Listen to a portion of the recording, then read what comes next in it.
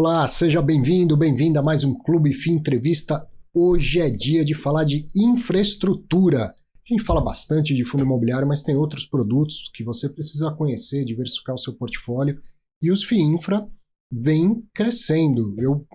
Quando vi esse produto chegar negociado em bolsa, fundo fechado, parecido com um fundo imobiliário, eu falei, opa, tá brotando aí uma classe de ativos nova e que tem um potencial muito grande de crescer. E aí, como as mexidinhas aí do governo no começo do ano, que a gente discutiu bastante aqui ao longo do Clube FI Entrevista, parece que convergiu uma boa situação e muita gente descobriu o FI Infra como mais uma opção de investimento. Então vamos bater um papo com o pessoal da Sparta, do Juro 11, que se tornou mais popular, com o maior número de cotistas do mercado, para que você se atualize, se você já investe, ou conheça esse novo produto, que é sempre uma oportunidade para todo mundo. Vamos conversar eu e você com o Ulisses e com o Caio, ambos gestores, o Ulisses CEO, sócio da Sparta, né? O Caio, gestor do Juro 11 e do CDI 11 também, né? Muito bom, obrigado mais uma vez. O Ulisses já está virando figurinha carimbada aqui, é sempre muito bem-vindo. Arthur, obrigado mais uma vez pelo convite. Eu estava até lembrando aqui que eu acho que é o primeiro FI Entrevista, acho que quase em 2 anos, né, que a gente veio aqui. O fundo ainda bem pequeno na época, né, e você já tinha esse olhar aí atento para o que estava acontecendo, né? Então estou aqui reiterando o que você acabou de comentar, que de fato, assim, a gente acha também que tem um potencial enorme, assim, essa parte de infraestrutura, né? Tem uma coisa que o investidor brasileiro adora, né? É a tal da, como chama? Isenção de imposto de renda? Exato, foi você que falou. As palavrinhas que têm efeito hipnótico. Quando conjugadas assim, elas têm efeito hipnótico. Mas acima de tudo, eu acho que assim, os fundos imobiliários, eles abriram muito a cabeça do investidor e trouxeram uma classe de ativos nova, né, com uma série de benefícios e que caiu bem no gosto. Daí os milhões de CPFs que investem hoje em fundos imobiliários. E a gente vê que tem também bastante espaço para outras 2 classes que nasceram depois, né, os FI Infras e os FI Agros, né. Hoje a gente vai focar aqui no FI Infra, né, mas o FI Infra, eu arriscaria dizer que tem potencial para ficar do mesmo tamanho ou até maior que os fundos imobiliários, né? E hoje a gente ainda tem um mercado relativamente pequeno. O Caio tem os números na ponta da língua, né? Porque a gente está falando do mercado imobiliário, que é grande, relevante e tudo mais, mas é um segmento da economia. Agora, a infraestrutura, a gente está falando de quantos segmentos, mais ou menos? São pelo menos ali uns 10 segmentos ali, né? E tem aumentado também, né? Por conta da regulação ali que aumenta o escopo de setores.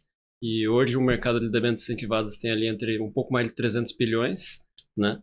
E tem um potencial de investimento muito grande para frente, né? Seja por conta do saneamento, que tem muito investimento para fazer, seja por conta de leilões de rodovias que tem para vir ainda, né? E diversos outros setores, e cada setor desse ali demanda centenas de bilhões de reais para os próximos anos, né? Acho que uma coisa interessante de notar, né? Ele falou que tem mais de 300 bilhões de reais, né, em debêntures incentivadas hoje em circulação, e isso sem contar as debêntures dessas mesmas empresas que não são as incentivadas, né? Então é um mercado gigantesco mesmo. Mas das debêntures incentivadas, acho que 1/3 hoje, mais ou menos, 40%, estão nas carteiras de fundos de investimento. E aí quando a gente vai ver os FI Infras listados na B3, quanto que a gente tem, Tem cara? 12 bi. 12 bilhões só. E vão ter 19 fundos, né? Hoje tem ali 17 fundos que já estão ali na B3, mas tem mais 2 fundos que já protocolaram oferta, né? Então vão ter cerca de 20 fundos ali de infra com 12 bi total. Então, assim, tem muito espaço para crescer, né, gente? Tanto o percentual de fundos que são os listados, que endereça muito melhor o risco de liquidez, né, desses tipos de ativo. Então acho que tem muito para crescer dentro dos fundos, os fundos listados. A gente vê que as próprias assets de banco, né, que normalmente tem escalas gigantescas, hoje já tem fundos de dezena de bilhão, né, já tem carteiras de dezena de bilhão. Então antes os fundos de debênture incentivadas estavam muito nos gestores independentes. Hoje as assets de banco também acabam tendo também uma fatia não desprezível, né, disso, são tamanhos relevantes, e surgindo aí o caminho dos listados, que sem dúvida eu acho que é o mais atrativo para os investidores e o mais atrativo para os gestores, né? O gestor, ele pelo menos é a forma como a gente pensa na Sparta, né? Onde a gente mais consegue agregar valor para o investidor é num fundo listado, né? Para o investidor pessoa física, você tem isenção, você lida bem com risco de liquidez, você não tem resgates no fundo, né? O investidor ele pode vender sua cota, mas não afeta a gestão. Então, assim, a gente acha que é um veículo fantástico de investimento e que tem ainda muito para crescer. Acho que já é uma oportunidade a gente explicar isso para quem está conhecendo agora o produto, para quem está ouvindo falar de FII Infra pela primeira vez. Ele é um fundo de renda fixa. Perfeito. Só que diferente daquele fundo que está num site da sua corretora, que às vezes tem na corretora A, não tem na corretora B, aquele fundo que você pede, fala, quero fazer um aporte, depois pede um resgate, o FII Infra, ele, no caso do Juro 11, ele é negociado em bolsa, as cotas são listadas na bolsa. Então basta ter conta em qualquer corretora de valores que você tenha acesso às cotas, porque via home broker você negocia lá, Juro 11 é o código de negociação, compra e vende cotas quando quiser, e essa é a grande diferença. Você vende cotas quando quiser, mas você não faz resgate do fundo. Suas cotas viram dinheiro no seu bolso, mas não sai dinheiro do patrimônio do fundo. E isso que dá essa liberdade para o gestor implementar melhor uma estratégia de longo prazo, né? Exato. Não é, o gestor ele não recebe aquela informação do pedido de resgate e tem que sair vendendo ativo a qualquer preço para honrar o resgate, né? Que eventualmente pode acontecer num fundo aberto, né?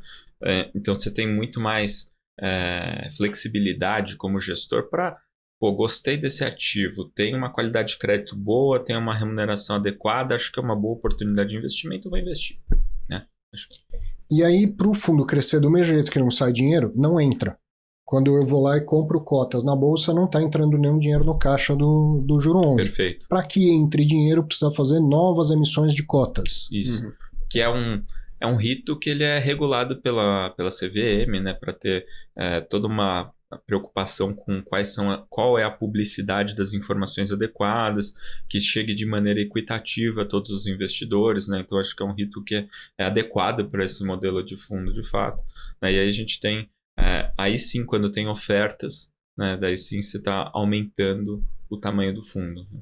E muita gente, então, nos últimos tempos, recebeu um e-mail da sua corretora falando oferta pública de distribuição de cotas do Juro 11, não é verdade? Sexta oferta. Sexta oferta. Não só do Juro 11, mas assim, também, vamos lá, tem outros gestores também e, assim, acho que isso que é o legal, né? A gente está vendo que várias gestoras, né, bem renomadas, bastante experiência nesse mercado também estão entrando com fundos listados, né, com FII Infras listados. Sim.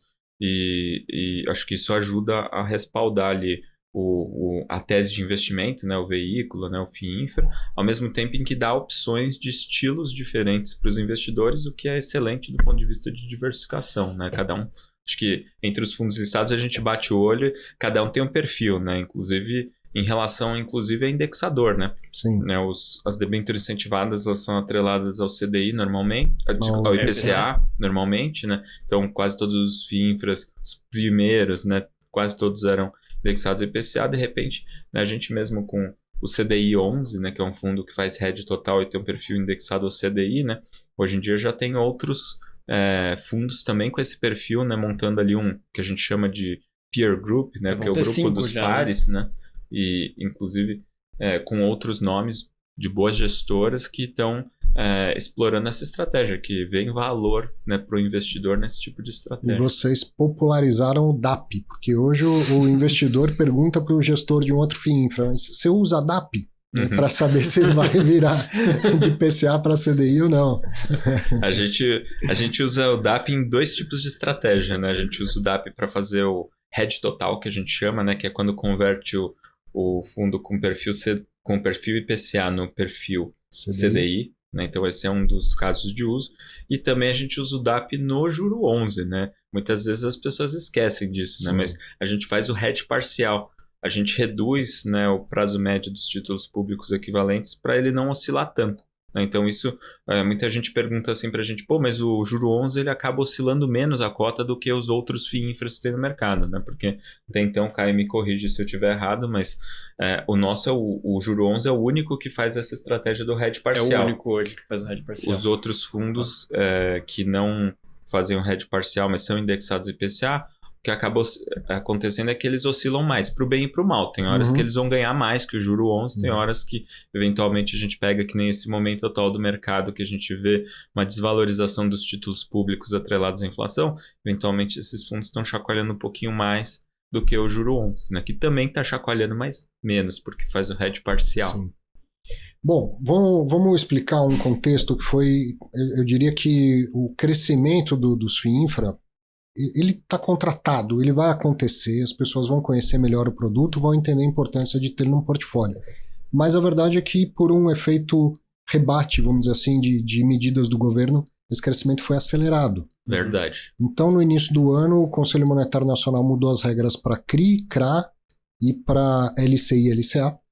Não tirou a isenção, mas tornou os mercados mais restritos e, no caso de LCI e LCA, os prazos mais longos. Exato. Então, deixou alguns órfãos de títulos isentos de renda fixa, isentos de imposto de renda, né?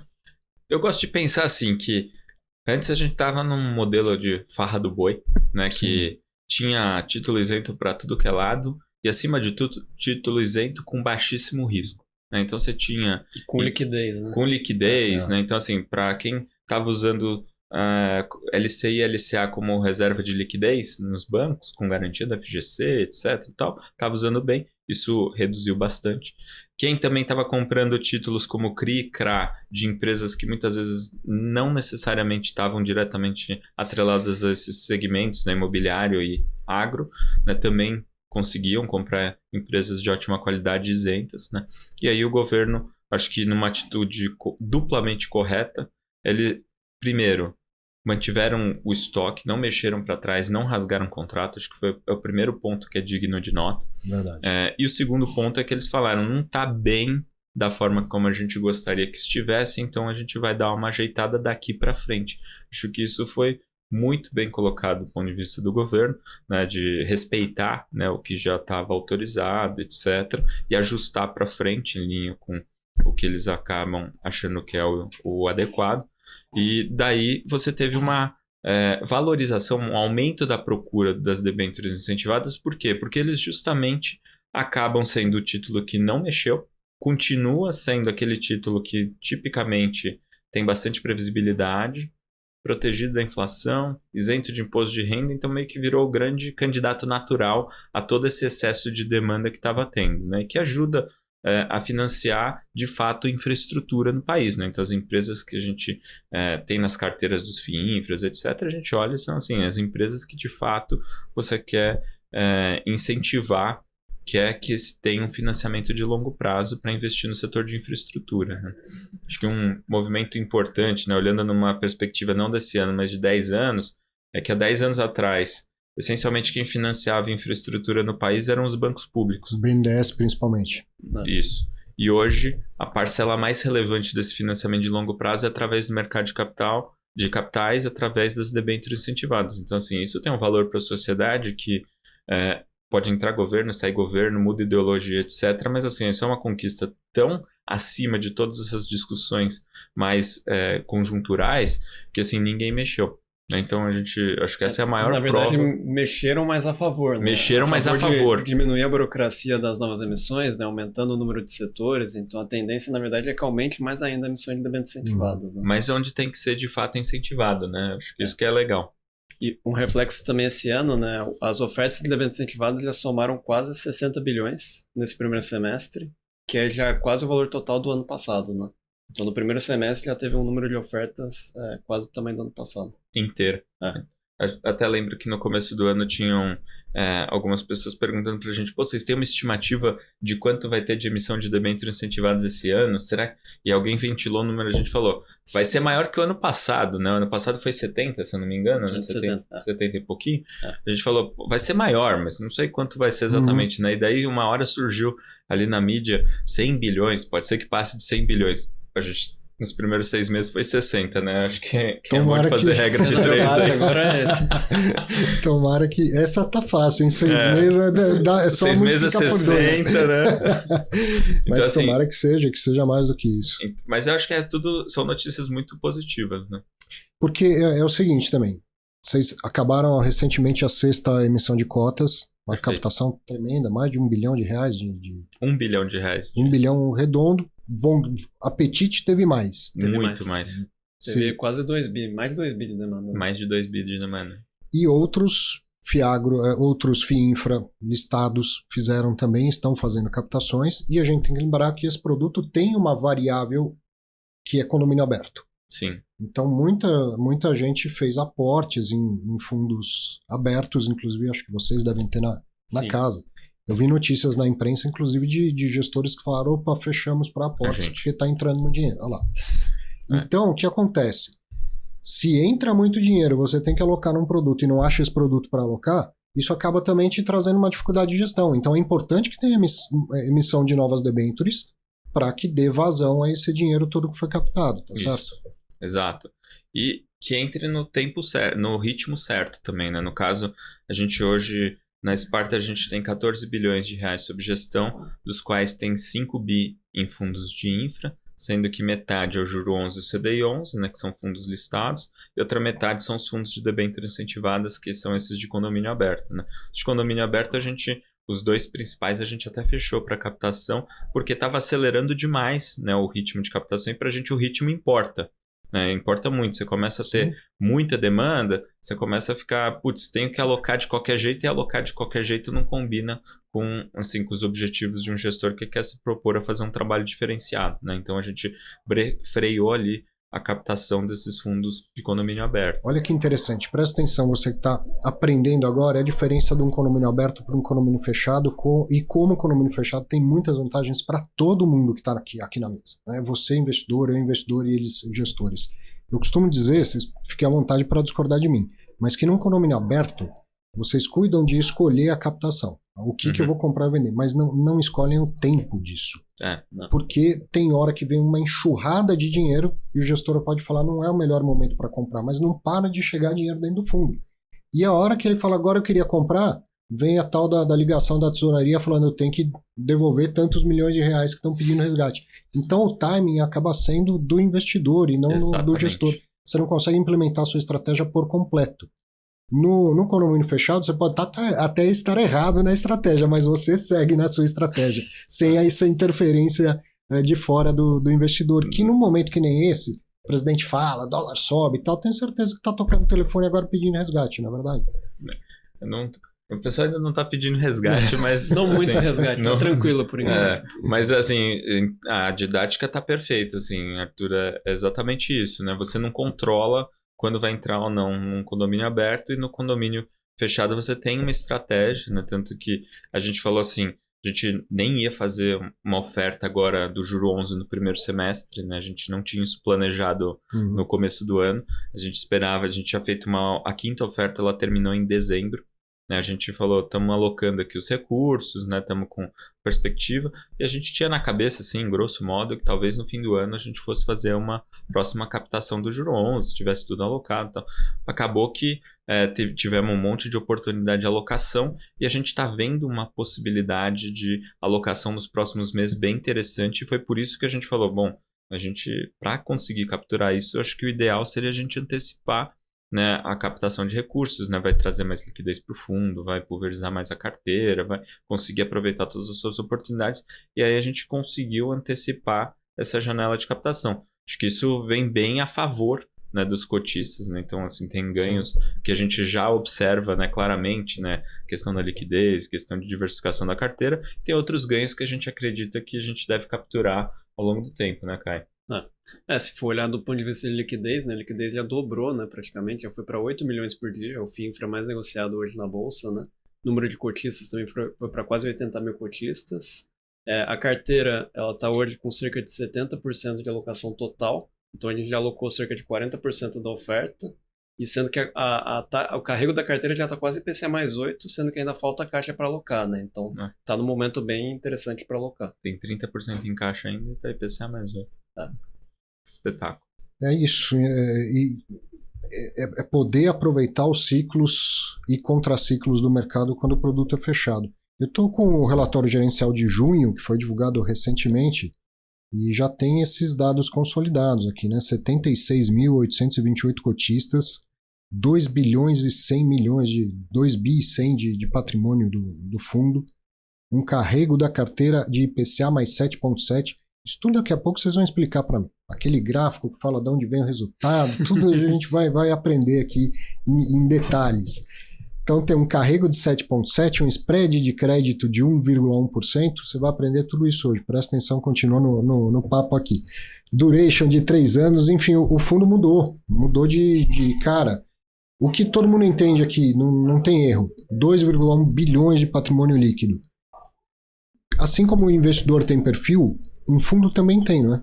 Muda o perfil do fundo com um portfólio de 2 bi em comparação a um fundo que tinha 50 bi, 100, tinha 50 milhões, 200 milhões, agora tem 2 bilhões e 100. Muda um pouco o perfil da estratégia? Você quer comentar? Muda o perfil porque um fundo menor tem muito mais agilidade, né? Então ele consegue entrar e sair de posições bem mais rápido, né? Enquanto que um fundo bem maior, você tem que... É mais difícil você conseguir sair de uma posição tão rápido.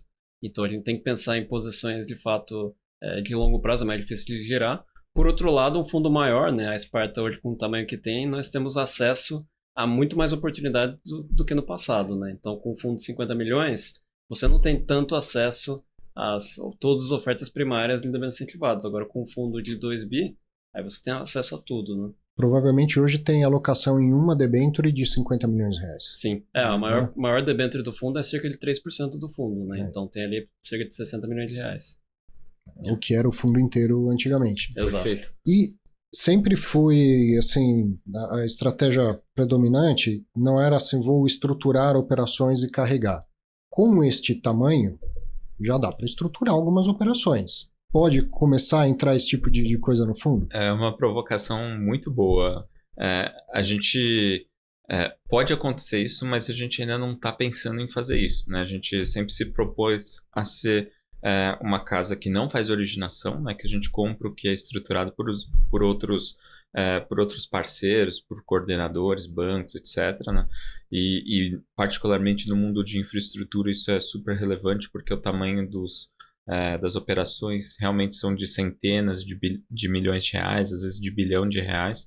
Então realmente são cheques muito grandes que precisa, mas a gente está muito próximo disso sim. Então a gente muitas vezes tem algum outro gestor que está originando uma operação e a gente fala, a gente gostou, tal, ele quer dividir o risco, né? Ele quer ter um olhar de um gestor de fora, né? Até uma questão de governança, né? Tem muitos bancos, né, que às vezes vão falar assim, pô, eu tô na dúvida se tá nas condições certinho ou não, pô, de repente estão conversando com a Sparta pra gente ser um dos investidores âncora da operação, né? Então assim, essas conversas de fato mudam, né?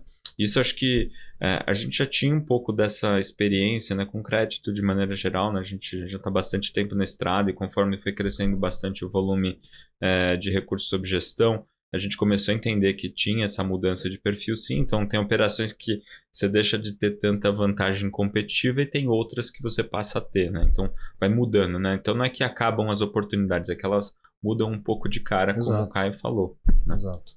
E o perfil de gestão ativa do fundo vai continuar, né? Isso vai continuar. E acho que um ponto também que com o aumento do número de fundos, né, aumento do número de gestoras com fundos de debêntures incentivadas, a liquidez do mercado vai aumentando. Uhum. Né? Também. Então, a liquidez das debêntures incentivadas ali por mês está um pouco maior que 20 bilhões por mês. Então, o fundo de 2 bi, ele consegue ir operando ao longo do tempo, né? Óbvio que comparado com o fundo de 50 milhões, né? 50 milhões você conseguir fazer girar o patrimônio líquido, sei lá. Muito mais rápido. Muito mais rápido. Pode falar. Acho que essa questão que o Caio tocou é interessante, né? Da liquidez das debêntures incentivadas, né? Que, assim, proporcionalmente, né, maior do que a liquidez das debêntures normais, né? Mas, de fato, tem surpreendido que tem tido uma negociação, um volume de negociação muito grande no mercado secundário, né? Então, alguns anos atrás, né, tinha aquela coisa em cima de crédito privado de não tem liquidez, né?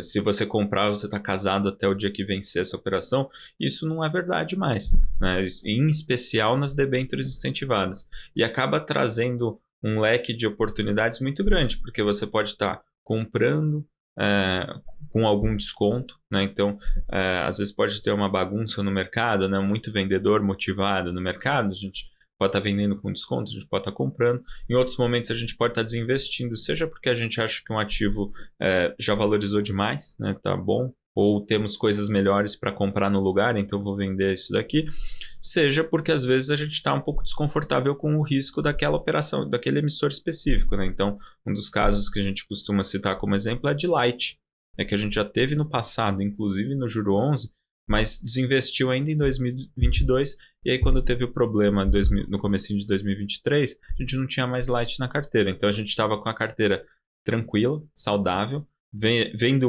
um mercado secundário cheio de ativos de excelente qualidade, mas com descontos significativos. A gente foi lá e aproveitou para comprar, né? Então a gente ganhou, né, bastante, justamente aproveitando esse tipo de oportunidade, né?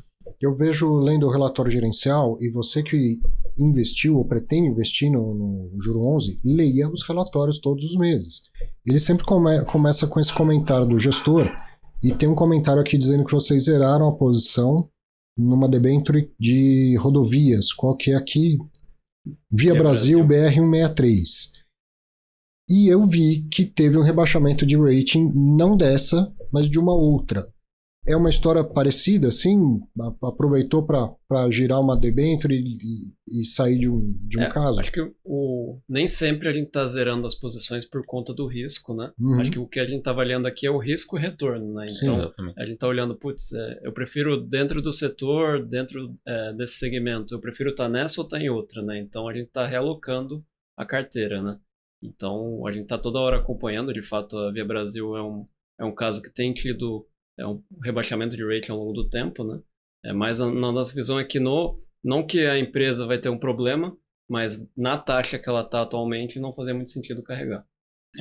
Tinha coisas melhores para colocar no lugar. Tinha coisa melhor para comprar. A gente nunca sabe se vai ter problema ou não com o emissor, né? E até vocês viram que o Caio é bem mais polido, né? Ele não vai falar do emissor, etc, né? Mas se a gente pegar agora olhando para trás, né? Por exemplo, no mês em que a gente desinvestiu de Light, né? Se pegar quem for fazer um trabalho de cavocar e pegar o relatório mensal daquele mês, está falando lá que a gente zerou tal emissor, e a gente nunca fala o motivo. Porque, obviamente, a gente não tem interesse de falar que aqui tem um problema, nem nada, mas que, assim, é um processo que, no caso específico ali, a Light depois veio a ter um problema, né? A gente achou que tinha uma relação de retorno sobre risco que não fazia muito sentido, ou que a gente achava que tinha coisas melhores para colocar no lugar, e foi isso que a gente fez. Então, a gente nunca fala assim, a gente zerou porque a gente não gosta do emissor. Não é verdade.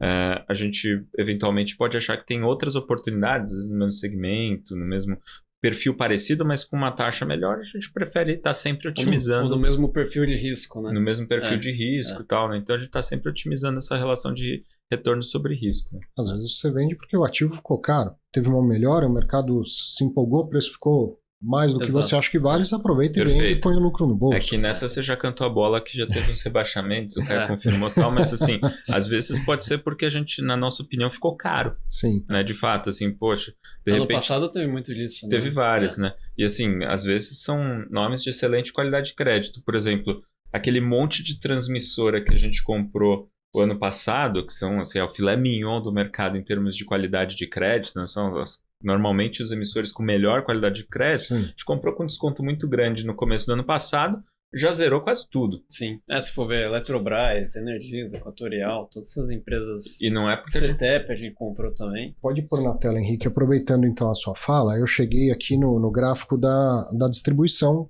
das debêntures. Já são quantas? Tem 92 ativos. 92 ativos na carteira. Uma diversificação enorme, que vai ficando cada vez maior. Isso significa menos risco. Alguma dessas debêntures, quando ele fala emissor, alguma debênture vai dar um pau, falando no jargão de mercado, o emissor vai dar um calote? Muito provavelmente, em algum momento do tempo. Só que já são mais de 90, representam um pedacinho. A diversificação, aquilo que a gente martela na cabeça do investidor, diversifique seu portfólio, tem pronto aqui um portfólio diversificado. E que vai girando, e que teve uma análise do risco e da relação do retorno do risco antes de fazer um investimento. Veja, você não é diferente de muita gente. Isento de imposto de renda, essas palavrinhas têm efeito hipnótico. Eu tenho certeza que tem coisa no seu portfólio que você entrou direto na debênture ou no CRI ou no CRA, que em 5 minutos eu te mostro que você fez bobagem. E eu não acredito que eles tenham feito alguma compra que imediatamente você olha e fala que fez bobagem fazer essa compra. Você tem um trabalho muito grande de olhar, de analisar, de ver quem é o devedor, qual é o retorno. Retorno já diz muita coisa. E eu acho que mais que isso, né, Arthur? Acho que o gestor comparado com o investidor investindo direto nos ativos de crédito, acho que tem duas vantagens principais, né? A primeira, você já comentou aqui, é a diversificação. Você não vai ter uma carteira na física com 92 ativos, eu tenho certeza, aposto com quem quiser. O segundo ponto é que não é só na hora de comprar, né? A gente tem um monitoramento que é diário, assim, é contínuo, na verdade, né? Então a gente está o tempo todo olhando se está fazendo sentido, como que está a saúde financeira da emissora, acompanhando as questões setoriais. Ou seja, você tem uma... Hoje lá na Sparta, né, estamos em 35 profissionais. Caramba. Só na equipe de gestão de créditos são 13 profissionais dedicados full time, então assim, o tempo todo dedicados, que acompanhar todos esses emissores. Então é um trabalho que, assim, para o investidor dormir tranquilo, tá a gente o tempo todo debruçado em cima de toda essa carteira. Então, vendo essa distribuição, eu estava falando, a gente já vendeu quase tudo de transmissão. Não por acaso aparece que só 1% do patrimônio do fundo está em transmissão. Pois perfeito. E hoje, tirando o caixa, a maior exposição é na geração de energia. Sim. Então a gente sabe que a energia ela tem mais ou menos 3 grandes momentos, né? A geração, a transmissão e a distribuição. Perfeito. A transmissão é considerada, você falou, o filé é aquilo que tem menos risco. Isso. E a geração, que é hoje a maior posição do fundo? Tem tanto energia solar, quanto eólico, quanto eventualmente hidrelétrico dentro do fundo, né? E cada um tem um diferente perfil de risco, né? Então, ali, o solar, na nossa visão, quando está operacional, tem um pouco menos de risco. O eólico tem um pouco mais de risco. E o hidrelétrico varia muito caso a caso, mas está no meio do caminho ali, né? A gente tem também termoelétrica no fundo. Termoelétrica também é muito caso a caso. Tem termoelétricas que tem um pouco mais de risco. Tem termoelétricas que são mais parecidos com vamos dizer, um solar, né? De ponto de vista de risco. Então, acho que é isso. E se a gente for comparar, então, essas 3 etapas, eu poderia dizer que a distribuição é a etapa mais arriscada delas? Transmissão a menos, geração no meio do caminho, a distribuição a mais arriscada? Sei que é difícil generalizar, né? Que a distribuição pode ter alguns riscos no meio do caminho, né? Se tem um aumento muito grande de preço de energia, se tem algum movimento setorial, acaba que a distribuidora pode sofrer um pouco, né? Que a distribuidora que arrecada toda a receita do setor. Ela é a porta de entrada de todo o fluxo financeiro do setor elétrico. Só que, por outro lado, os grupos que são donos das distribuidoras, em geral, ele tem várias distribuidoras, né? Então, você pega a Equatorial, tem várias distribuidoras, a Energisa tem várias distribuidoras. Então, acaba que o risco dos grupos acaba sendo baixo por ter uma certa diversificação. Entendi. O caso de Light, né, que é uma distribuidora, né, eu acho que ele é um caso muito mais isolado, assim, né, uma questão muito específica de um operacional, questão bem... Tem basicamente hoje a Light, a Enel Rio e a Amazonas Energia, que são distribuidoras que têm indicadores piores, né? Se for olhar as outras distribuidoras, em geral tem indicadores melhores. E aí, ainda olhando para a distribuição das debêntures que fazem parte do fundo, então, geração de energia hoje é destaque. Daqui 2, 3 meses pode ser que não seja, até porque tem bastante dinheiro em caixa aí para alocar. Historicamente, acabou que foi um setor bem representativo do fundo ao longo do tempo, né? Porque tem muita operação. Em geral, a gente consegue diversificar bem dentro desse setor. Em geral, não para de ter operação nesse sentido, né? E eu acho que hoje também tem assim, com a história das energias renováveis, né? Então, você tem muito investimento em novas formas de energias renováveis, né? Então, solar e eólica em especial, tem tido muito projeto, e daí assim, você financia o parque específico, né? Então, você consegue, primeiro, você já tem do nosso lado uma experiência, né, de o que funciona ou não, quais as métricas, o que é uma boa operação, né, de um parque eólico, por exemplo, e por outro lado você consegue diversificar de fato os fatores de risco, os riscos específicos, né? Então, acho que isso ajuda bastante, né, cara? E aí eu vejo o setor de saneamento também com uma posição maior aqui, de 12%. Eu tentando aprender e entender como, num fundo imobiliário que eu tenho mais experiência, eu consigo diferenciar assim, o risco de um shopping para um galpão, para um escritório. O que eu deveria entender se eu comparar o saneamento com a geração de energias? Saneamento é mais arriscado, menos arriscado? Se é mais arriscado, tem mais spread, tem mais retorno ali numa debênture dessa? O saneamento tem mais risco do que o setor elétrico, porque o setor elétrico é um setor que tem uma regulação muito mais consolidada, né? Muito mais testada historicamente. O saneamento vem evoluindo depois do marco do saneamento, né? Que é de 2020. Exato, e com as recentes privatizações e leilões de saneamento, né? Mas tem players que a gente tem na carteira privados que têm atuação há muito tempo. As próprias estatais também têm melhorado ali os números, é um setor que a gente acompanha, mas como tem uma regulação que não é federal, né? Acaba que a regulação varia de estado para estado, tem mais risco. Entendi. Aí, assim a gente vai aprendendo e vai fazendo a lição de casa. O setor elétrico, assim, a regulação ela não é perfeita, mas é a mais madura e todo mundo já conhece bem o que são os prós e contras, né? E previsibilidade, acho que é a palavra. Quando a gente pensa em crédito, a gente fala previsibilidade. Então, me fala quais são... Ah, não, esse ponto aqui é o ponto que é mais desafiador desse setor, tá? Pelo menos está mapeado, já tem histórico, o que pode acontecer ou não. Dá para controlar, não dá para diversificar, não. Então, enfim, é isso que a gente... O pior risco é aquele que não está no seu radar, né? Se você conseguir mapear, você vai lá, precifica ou não entra, ou entra ao preço adequado. Veja, agora, se não sabe qual é o risco... A gente não vai se iludir que a gente sabe todos os riscos quais são, né? Mas a gente tem que estar... Então, nossa estratégia, assim, dentro do que for possível mapear quais são esses riscos, e depois construir uma estratégia que seja robusta o suficiente mesmo para enfrentar os cenários que a gente não está projetando, né? Então, vamos pegar aqui um caso, né, bem específico aqui. A gente teve aquela tragédia no Rio Grande do Sul, agora recentemente no primeiro semestre, né, das enchentes, etc. Né, e sim, que pese toda essa parte, né, a gente também diligente, preocupado aqui com a carteira, né? E o maior emissor do fundo era a Corsan, né? Que era justamente a empresa de saneamento do Rio Grande do Sul. Então, em que pese toda a diversificação que a gente faz, ainda tinha, a maior posição foi bem uma que teve aquela exposição, né? E no final, por que a gente tinha uma exposição tão maior nela, né? Porque a gente estava num momento em que a empresa estava... Você quer comentar? A empresa estava com uma liquidez muito favorável, ela tinha acabado de fazer essa captação, né? E estava com um prazo de dívida bem alongado. E a Corsan foi recentemente privatizada, né? E com a entrada ali de novos acionistas. Um dos acionistas é a EGE e outros dois acionistas é a Perfin e Quiné. Então são sócios que estão ali, acabaram de entrar na empresa. A empresa também teve uma renovação do contrato, né? Então um contrato bem longo, com 30 anos de contrato, vai até 2050 e tantos.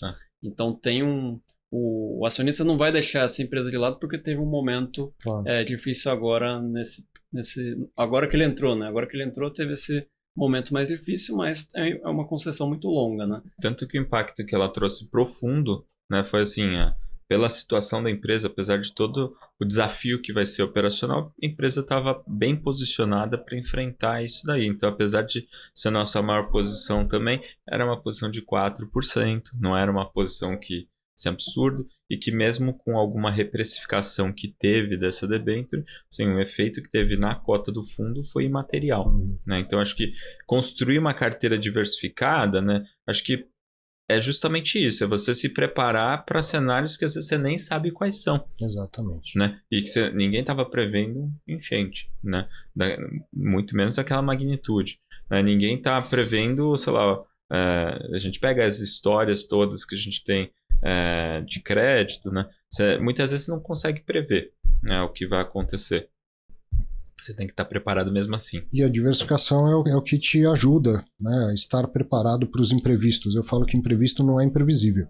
Você não sabe o que vem, mas alguma bomba vem de algum lugar. Você não sabe qual vai ser, você tem que estar preparado. Tem que estar preparado. E aí, falando em previsibilidade, o investidor adora a previsibilidade do dividendo caindo todos os meses. Então, eu queria que vocês comentassem um pouco da composição disso e, inclusive, de uma certa adaptação que você tem que fazer, porque você falou das regras das debêntures no começo da nossa conversa. Por regra, o emissor ele não paga todo mês. A gente paga pelo menos semestralmente. Isso. Como que faz para isso virar uma distribuição mensal no fundo e quão previsível dá para ser e o quanto o investidor também tem que estar preparado para saber, foi 1,25 no mês passado, pode ser que o mês que vem venha 0,90. O que levaria a isso? Acho que um ponto do rendimento é que tem bastante transparência do lado da Sparta nesse sentido, né? Então, em todos os relatórios a gente sempre comenta, dá um guidance, né, do rendimento para os próximos meses. Então, nos últimos relatórios, no último e no penúltimo, a gente já comentou que pro segundo semestre a expectativa é pagar um rendimento mais próximo do carrego da carteira, que estaria em torno de R$1. Se for ver, nesse semestre teve vários meses de 1,25, muito por conta do resultado do fundo, que foi muito favorável, depois ali da resolução do CMN. Mas né? Antes disso, a nossa sinalização era de Antes R$1. disso, a sinalização era de R$1. Então, a nossa ideia é sempre, se for ver, a cota base do fundo é R$100, tudo que está acima de R$100 é lucro que o fundo teve, que pode ser distribuído. Essa é uma regra que foi estabelecida por vocês na largada do fundo. O cotista tem que olhar o valor patrimonial da cota, se estiver acima de 100, o excedente tende a ser distribuído. Isso, exatamente. Não vai ser distribuído necessariamente no mês seguinte, mas pode ser distribuído. Mas o que é certo é que se tiver abaixo de 100, a gente não vai distribuir. Como já aconteceu no passado, né? Ano passado, em fevereiro, a gente ficou sem distribuir por um mês, porque de fato a cota tinha, pela marcação ao mercado, tinha caído um pouquinho. Né? Então, foi um momento que a gente estava aproveitando as oportunidades e tal, né? Mas assim, é uma coisa que tem que saber. Por outro lado, o que a gente tenta fazer para tornar mais previsível os pagamentos, as distribuições, né? A gente tem sinalizado sempre, o fundo tem o hedge parcial, né, que reduz o quanto oscila a cota, a gente tem uma diversificação grande da carteira, que reduz eventuais impactos de algum emissor específico, a gente deixa uma reserva acumular, né? Então a gente não está distribuindo tudo todo mês, então a gente vai deixando uma reserva acumular, que daí tem meses que, às vezes é um mês mais forte, um mês mais fraco, mas nem por isso vai afetar a distribuição de rendimento daquele mês, né? Então a gente entendeu que o investidor gosta muito da previsibilidade, né? Se a gente for fazer um paralelo aqui com o CDI 11, né, que é o irmão aí do juro 11, vale a mesma coisa, né? A gente tem sinalizado que a gente quer distribuir pelo menos 110% do CDI, né, todo mês, e historicamente a gente tem conseguido distribuir ali mais perto do 120% do CDI, e é isso, assim, em algum momento tem um retorno maior, vai distribuir talvez um pouquinho a mais, etc., mas a gente vem sinalizando o que é razoável o investidor esperar. Claro que isso não é uma promessa, né, e aí, de novo, a gente sempre coloca ali que as questões, né, que se o mercado permitir, justamente porque a gente não consegue prever tudo, né? Então, se tiver uma mudança muito dramática no mercado, pode ser que a gente precise ajustar isso, né? E aí, historicamente, o que a gente fez nesse parte é que daí a gente vai tentar comunicar isso de uma forma bastante assertiva e tempestiva para os investidores. Isso é importante. Para todo mundo entender, é um fundo que tem 100% de ativos de renda fixa, mas o efeito dele no seu portfólio é de renda variável. Primeiro, perceba que a renda varia, começa daí. A renda varia, ela pode variar de um mês para o outro. Então, a renda é variável, já está na definição. Eu sou formado em Direito, eu gosto das coisas de acordo com o que está escrito. Muitas vezes você vê gente falando uma bobagem tremenda, que assim, o mercado cai, as ações caíram, o sujeito fala, a ação é renda variável, o preço cai. Então, preço é uma coisa, a renda é outra. Então, vamos olhar para a renda do produto varia, então ele é um produto de renda variável. Mas o Arthur só tem renda fixa lá dentro. Dentro do fundo que tem a renda fixa. O efeito dele no seu portfólio é de renda variável. Não esqueça isso. A renda vai variar conforme o lucro, certo? Então, o lucro do fundo varia, a distribuição de renda pode variar. Vamos para uma parte mais técnica, que é justamente como que compõe o lucro do fundo. Então, eu tenho aqui carrego de crédito, marcação de crédito. Explica para a gente essas diferenças aqui. Quer explicar? Tá. O carrego de crédito é basicamente o spread de crédito, né? Então eu comprei uma debênture com spread, sei lá, o spread da carteira 1.1. Ele está rendendo 1.1 ao ano, esse seria o carrego de crédito. Então vamos dar um passe nesse spread de 1.1. Você comprou uma debênture que paga, por exemplo, IPCA mais 8, enquanto um título público de prazo de vencimento parecido, IPCA mais 6. Isso. Você compara com o título ou compara com o índice? Compara com o título. Compara com o título. Com né? o título. Então eu tenho um Tesouro IPCA que vence muito próximo do vencimento da debênture e está pagando IPCA mais 6. Isso. A debênture paga IPCA mais 8. Isso. Então eu vou falar que o carrego de crédito é de 2 pontos percentuais. Exatamente. Então o que a gente chama de spread de crédito é a remuneração adicional que o título privado tem em relação a um título público equivalente. Então o título público, por definição, né, o governo imprime dinheiro, o risco é zero. Se ele precisar, né, ele imprime dinheiro, risco é zero. Então ele não tem risco, né? O ativo livre de risco que a gente chama no jargão técnico. E aí o título privado, ninguém é dono da impressora, então tem mais risco por definição, né? E quanto mais de risco tem, essa diferença, né, essa remuneração adicional que a gente chama spread de crédito. Né? Então o carrego de crédito, ele vai refletir exatamente essa taxa. Então, quando eu vejo esse termo carrego, significa se eu levar até o dia do vencimento, eu vou receber IPCA mais 8, e isso significava 2 pontos percentuais a mais do que se eu tivesse comprado o título público isso. comparável. Exato. Né? Sem considerar ainda a questão da isenção de imposto de renda Sem considerar a isenção. Sem considerar. Tem. Marcação de crédito é a variação do preço dos títulos. Exatamente. É a variação dos preços decorrente da variação desse spread, né? Então, se eu tenho essa debênture de IPCA mais 8, ela foi para 7,5 e a NTNB ficou em 6, basicamente foi de 2% para 1,5. Então eu tenho 0,5%, né? Que vezes a duration, né? Uma conta aproximada de quanto que vai variar o preço da debênture. Tem uma valorização do preço da debênture, né? Tem muita gente que tem vários jargões para isso, né? O pessoal entende como compressão de spread, né? Um termo bastante comum. E outra forma de entender é que o título ele se valorizou mais rápido. Sim. Né? Então, no final, você está antecipando parte dos ganhos que você teria ao longo do tempo. Né? Então, esse ganho de marcação é isso. Quando o título está se valorizando, se ele ficar caro, a gente pode vender. Né? Então, acho que esse é um ponto. E quando ele aparece aqui, significa quando aparece 5,6% de marcação de crédito, é porque efetivamente vocês venderam e capturaram esse lucro, ou foi só a variação de preço? É um pouco dos dois, né? Porque tem debêntures que a gente já vendeu e tem debêntures que estão na carteira, mas estão sendo negociadas com preço mais altos. De qualquer forma, de acordo com a regra que você me explicou, mesmo que você não tenha vendido, se o preço valorizou o valor patrimonial da cota, Perfeito. Passou de 100, pode ser distribuído. É exatamente isso. Então, nem sempre aquela história, né? Daí voltando para uma pergunta que você fez, a gente não respondeu, mas assim, você consegue pagar a distribuição só quando você tem caixa para isso. Sim. Como que você faz caixa? Ou você vendeu algum ativo, ou você recebeu um pagamento de juros, ou uma amortização, algum título venceu, e isso vai virando caixa, né? Então, qual que é a dinâmica que acaba tendo dentro do fundo, né? O tempo todo você tem, ainda mais uma carteira pulverizada como essa, o tempo todo você tem pagamentos de juros, pagamentos de amortizações, de vencimentos, então tem sempre dinheiro voltando para o caixa e a gente está sempre reinvestindo esses recursos, né? Então, assim, via de regra, você está olhando, pô, eu vou precisar de caixa para pagar a distribuição. E tem o resultado acumulado para isso. Então, são duas coisas que elas não são independentes entre si, né?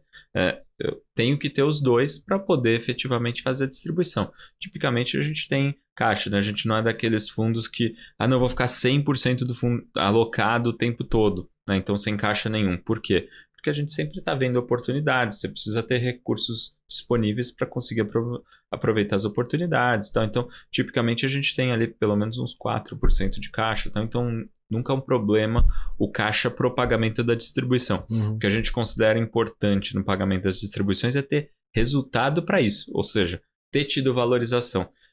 No final, essa regra, né, que a gente criou, né, dos R$100, ela é muito para combater aquela coisa que assim, às vezes o investidor fica confuso quando ele vê lá que a cota de um fundo começou em R$100, depois, olha, tá me pagando um monte aqui, tá me pagando 15% em 12 meses, né, como dividendos.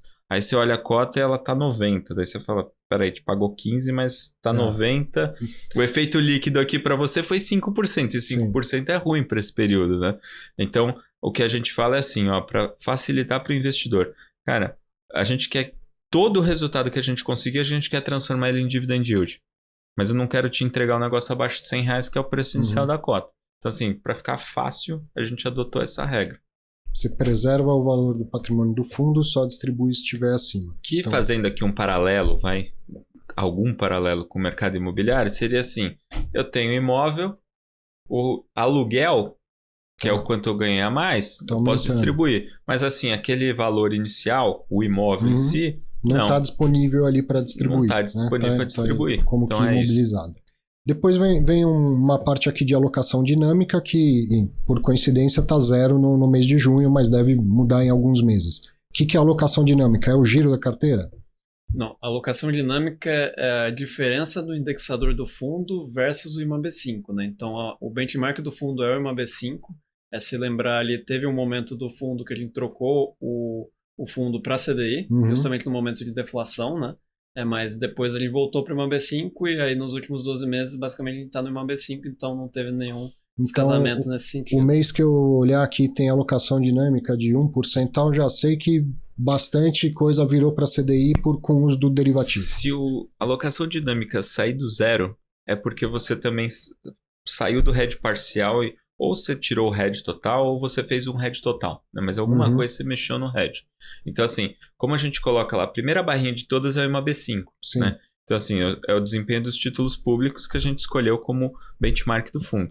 Saiu disso daí, qualquer coisa diferente disso vindo dos títulos públicos vai ser na alocação dinâmica, né? Então, se eu tiver exatamente casado com o IMAB5, então a alocação dinâmica vai ser zero. E o giro da carteira está refletido na marcação crédito. Exatamente. Certo. Bom, outros aqui 0,8, deve ter umas 10 linhas de outros para a gente explicar. Pouco materiais. Pouco materiais, mais a definição de outros, né? E taxa de administração de 1%. O fundo não tem taxa de gestão, então o custo do investidor é esse 1%. Não tem taxa de performance. De performance, Isso, não tem. A gestão já está dentro dessa... Já está aí dentro. Desse 1%. Tudo que a gente ganha é isso aí. E no total, nos últimos 12 meses, então, 15,9%, o que efetivamente foi distribuído ao investidor. Boa parte disso, né? O dividend yield está próximo disso, né? Está próximo disso. É isso. Agora, tem um detalhe importante, e o site sempre deixa disponível uma tabela de sensibilidade. Sim. Esse retorno de 15,9 foi em relação ao valor patrimonial da cota. Sim. Quando eu compro cotas em bolsa, eu posso comprar, pode estar no mesmo do valor patrimonial, pode estar abaixo, pode estar acima. Perfeito. Então, o investidor ele tem que tomar cuidado na hora de comprar em bolsa também, para que o fundo, com toda essa estrutura, toda essa gestão, esse bom resultado que entrega, para que eu, investidor, não faça uma compra cara e acabe tendo um resultado inferior ao que está aparecendo no relatório. Olha, você está correto. E eu fico até feliz que você trouxe o assunto da tabela de sensibilidade justamente com esse gráfico aberto. Porque a tabela de sensibilidade, ela tem algumas premissas, né? Ela tem algumas premissas para...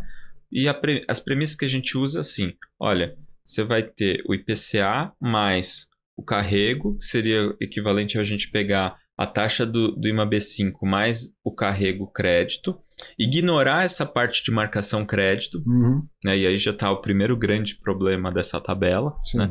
Ignorar essa alocação dinâmica, outros tal, tirar sim a taxa de administração e falar o que é um projetado, né? Então, assim, a tabela de sensibilidades, ela é uma conta que a gente coloca muito mais porque as pessoas querem ver, querem entender qual que é o impacto e tal, mas a gente não considera que ela sozinha vai embasar grandes decisões ou que vai ajudar a explicar de maneira material o fundo, né? Então, só para dar um exemplo, ano passado a gente nunca teve lá o carrego do fundo mostrando mais do que IPCA mais 7, IPCA mais 8. Nunca teve. E entregou IPCA mais 15. Assim, então, por causa dessa marcação crédito. Por causa da marcação dos crédito. Dos giros de carteira e tudo mais. Perfeito. Então, assim, a taxa... o grande diferencial foi esse marcação crédito, né? Então, a taxa... aquela tabela de sensibilidade, ela vai dar uma ideia de fato, olha, aqui se não mexer nada no mercado, se não tiver nenhuma grande oportunidade, se só tiver o carrego, aí é isso aqui. Mas posso imaginar que com o crescimento do patrimônio do fundo, essa barrinha de marcação de crédito tende a diminuir? O carrego tende a passar a ser mais importante no retorno do que o giro de carteira? Não sei se eu concordo. Então, ótimo. Assim, acho que tem que lembrar que a meta do fundo, né, IMAB5 mais 2, você tem uma taxa de administração de 1%, então basicamente o fundo tem que entregar antes da taxa de administração IMAB5 mais 3, né? Isso é o que a gente está buscando. Se for olhar o spread do juro 11 ao longo do tempo, ele ficou ali na média entre 1,5% a 2,5%. Dá para pegar 2% da spread na média. Então a nossa meta é entregar 1% ao ano com essa marcação crédito. Isso. Acabou que nos últimos anos teve muita oportunidade, teve muita variação. A gente conseguiu aproveitar melhor isso, mesmo com o fundo já com tamanho maior. Né? Mesmo com o fundo em tamanho maior. Então, assim, em diferentes cenários a gente conseguiu ter oportunidades. Tanto que vou trazer exatamente agora. Esse ano a gente está com, se a gente for até na próxima página, na anterior. Não, na anterior. Na página anterior ali, esse gráfico, né, subindo um pouquinho mais, aqui a tabela, a gente vê que o fundo ele está com 3,6% no ano acima do IMAB5. Aí você fala, pô, mas a meta é ir uma B5 mais 2, já está com 3,6 em 6 meses. Então, assim, teve bastante oportunidade e o fundo já começou o ano com um tamanho considerável e continua tendo outro. E a gente vê que mês após mês ele tem ganho, adicionado valor em relação ao IMAB5. Então, acho que isso mostra que, sim, a gente está preocupado em ir agregando valor em relação ao IMAB5 e tem conseguido fazer isso com uma certa consistência. Não é sempre que a gente vai conseguir fazer isso, né? A gente está buscando fazer isso, mas acho que dá uma boa ideia de o que é razoável para o investidor esperar. Consistência é o nome da coisa. E a gente gosta muito de consistência. A gente fala de consistência provavelmente todos os dias em boa parte das nossas conversas. Né? Quando eu vejo lá no começo esse spread de crédito de 1,1%, significa novamente como se eu estivesse comparando a um título público, só que agora a gente está olhando a carteira toda, que em média tem um prazo de 3 anos. Isso. Aí eu pego um título público ou o IMAB, não sei exatamente com que vocês estão comparando, mas digamos seja um título público, um Tesouro IPCA, que vence em 3 anos e a carteira toda, em média, vai me entregar 1,1 ponto percentual acima do título público. É exatamente isso. E aí, dá uma olhada lá naquele e-mail que você recebeu, que você falou, legal, exame de imposto de renda, vou entrar no CRI, no CRA, na debenture, vê se ele rende mais do que 0,3 acima do título público comparável. 0,3. Se render, você me manda uma mensagem, tá? que eu duvido. Então, você tem toda uma estrutura de gestão profissional acompanhando, girando carteira, diversificando em mais de 90 debentures, menos risco e mais retorno do que se você comprar diretamente o título que chega no seu e e-mail. não está 100% alocado ainda falta. Isso porque está com 30% de caixa. Para terminar esse discurso, eu quero ir lá para baixo quando vocês mostram detalhes das principais debêntures. Eu entendi que com 90 e tanto não dá para colocar todos... nós colocamos todos. A gente coloca todas. Sim, tem uma tabela com todas e depois... Tem os gráficos. Não, tem uma parte aqui que me fala das principais alocações. Está certo, desculpa. Então, isso é super legal. Ó. O que é a EGEA? O que é a Brisanet e tal. E aí tem os ratings, ou seja, qual que é a nota que um terceiro atribuiu ao risco de crédito, né, dessa empresa. Eu não encontro aqui, mas eu tenho quase certeza que tem, uma descrição das garantias. Essas debêntures, elas possuem garantias ou elas são clean? Tem um pouco de tudo, né? Em geral, as debêntures de projeto têm garantias de projeto, né? Eventualmente tem uma fiança, seja da empresa que é dona do projeto até terminar o projeto, ou uma fiança bancária, né? Mas as debêntures corporativas, em geral, elas são quirografárias. Isso. Quirografária sem garantia, né? Então, Sim. Você pega, por exemplo, uma Comerc, né? Que é uma empresa... Terceira que aparece aqui. A gente fala do risco Comerc, mas eventualmente tem mais aí. Tem L-Valgos, por exemplo. Por exemplo, essas debêntures são da Comerc, que tem fiança da Comerc, mas tem garantia de projeto. Então às vezes tem mais garantias, e isso é uma coisa que a gente não traz explícito nesse relatório, porque a gente entende que assim, tem um investidor que está mais preocupado com isso. Daí ele vai procurar e faz sentido, a gente pode disponibilizar também. Mas para a maior parte dos investidores, ele está preocupado assim, pô, isso daí é um problema para o gestor resolver. E outra, muitas vezes, né, quando a gente está falando de garantias, a gente está falando de operações que não tem rating, que não tem um rating atribuído por uma agência internacional.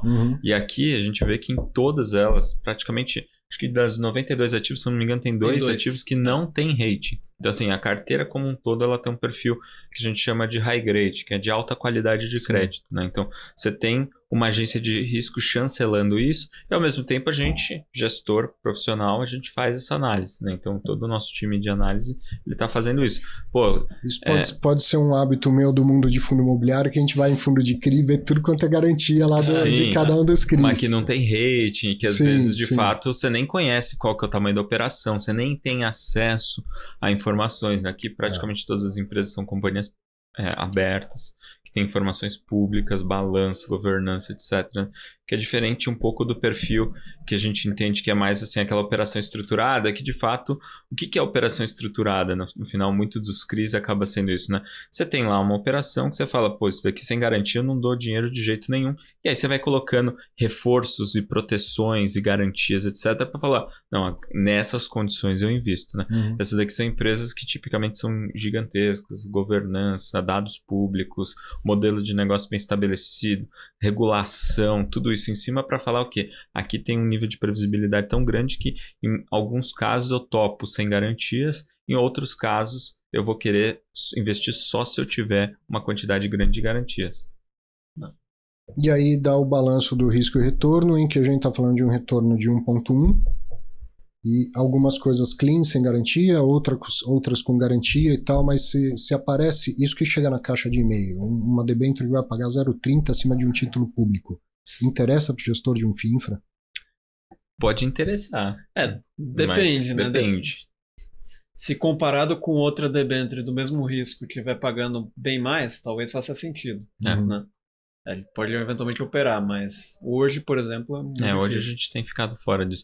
E assim, daí uma pergunta que fazem frequentemente, né? Daí você tá falando assim, investidor, tá chegando um negócio lá na sua caixa de e-mail que paga 0 ou 0,3 acima do título público, tá? E o cara aqui tem esse fundo, o pessoal da Sparta tem esse fundo aqui que tá 1,1 acima, né? Qual que é a mágica? Eles investem nas mesmas debêntures? Não. Esse é o ponto também, acho que é um ponto importante, né? Boa parte dessas debêntures que a gente investe, elas não chegam para o investidor final. Exato. Porque normalmente elas são só para investidores profissionais. Então a definição de investidor profissional é aquele que tem pelo menos 10 milhões de reais para investir ou seja um gestor profissional, né, que é o caso da gente investindo como fundo. Então, assim, a gente tem acesso a debêntures que têm riscos muitas vezes um pouco maiores, mas que também tem uma remuneração maior. Por isso que a gente olha sempre a relação de retorno sobre risco. E algumas vezes a gente compra também ativos temporários, né? Então, a gente captou os recursos da sexta oferta, por exemplo, tem uma parte deles que a gente investiu em ativos temporários, que nada mais são do que debêntures, letras financeiras que às vezes não são incentivados, mas que a gente aloca num primeiro momento, porque a gente vê uma taxa boa, né? Vai ter uma eficiência ali tributária pela isenção, né? A carteira do fundo também é isenta, né? Diferente do fundo imobiliário, a carteira também é isenta. Então você pode fazer isso e ao longo do tempo aí sim a gente está peneirando, né? Buscando essas oportunidades de alocando nas debêntures incentivadas em si. Então você acaba tendo uma eficiência, né? Tributária ali com o fundo, né? Então por isso que a gente deixa bem claro que são ativos temporários, não é o objetivo final do fundo, mas tipicamente eles ajudam em algum nível também com a diversificação da carteira, com as oportunidades e com a resiliência da carteira para enfrentar os choques que precisa. Isso aí. Infelizmente eu tenho que terminar. Ficaria muito mais tempo aqui, tô aprendendo pra caramba e conhecendo cada vez mais desse mercado. Obrigado, viu? Que seja só mais uma, que em breve você esteja de volta, você também, cara. Obrigado. Não, obrigado. Eu que agradeço aí a oportunidade de falar sobre os fundos de infra da Sparta. Boa, obrigado e mais uma vez, parabéns também pelo trabalho, né, de conseguir trazer a gente aqui para falar com os investidores, né, e também para fazer as perguntas, né, acho que ajuda muito a gente a direcionar aqui a nossa comunicação, né, a gente não quer isso mesmo, que os investidores estejam entendendo cada vez mais o que a gente está fazendo e como que eles devem se comportar em relação a esses fundos. Muito bom, entendeu? Crédito privado é coisa para profissional. Escolha o seu, escolha a gestora da sua preferência. Melhor, escolha 4, 5 gestoras e tenha uma carteira diversificada de FII Infra. E aí tenha mais retorno, menos risco e menos preocupação em relação ao acompanhamento. Grande abraço, que eu quero que você acompanhe é o Clube FII Entrevista. Então te espero na próxima semana. Grande abraço e até lá.